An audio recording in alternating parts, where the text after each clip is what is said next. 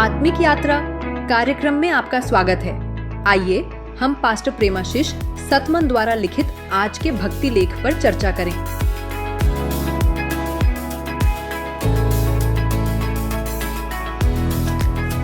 Praise the Lord.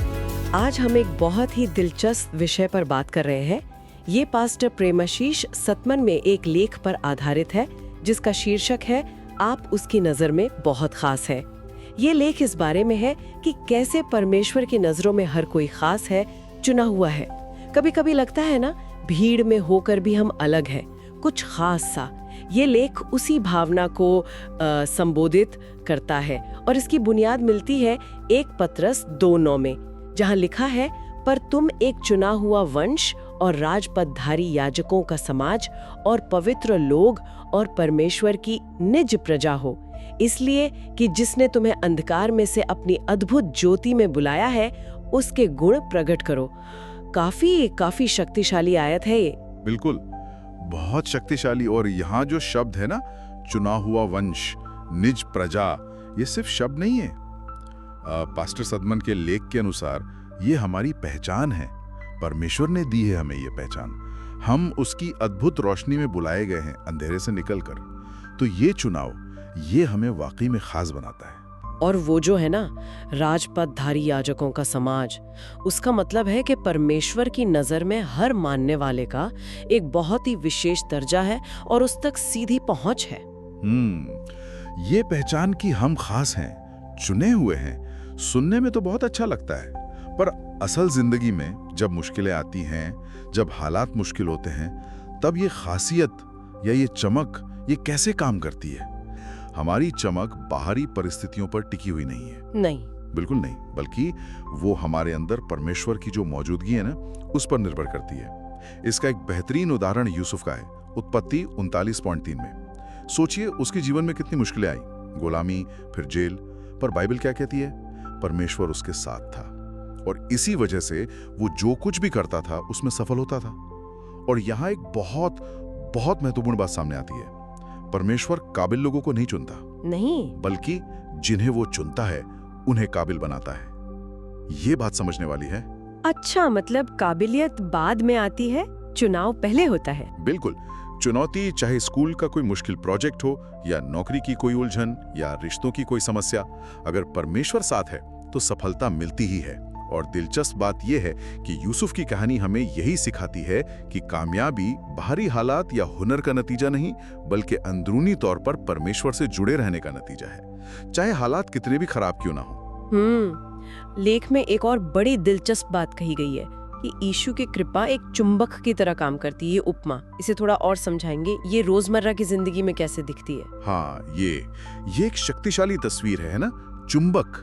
लेखक बताते हैं कि ये कृपा, ये अनुग्रह अवसरों को अपनी तरफ खींचता है, जैसे चुंबक लोहे को खींचता है, बंद दरवाजों को खोलता है और यहाँ तक कि लोगों के दिलों को भी नरम कर देता है। सोचिए, आपके सहकर्मी, आपके आस पड़ोस के लोग या परिवार वाले भी आप में एक अलग तरह का आकर्षण महसूस कर सकते हैं, एक सकारात्मक खिंचाव। अच्छा, लेखक के अनुसार वो खिंचाव यीशु की कृपा है जो आपके जरिए काम कर रही है, आपके माध्यम से चमक रही है। ये सिर्फ एक अंदरूनी एहसास नहीं रहता, इसका असर बाहर भी दिखता है।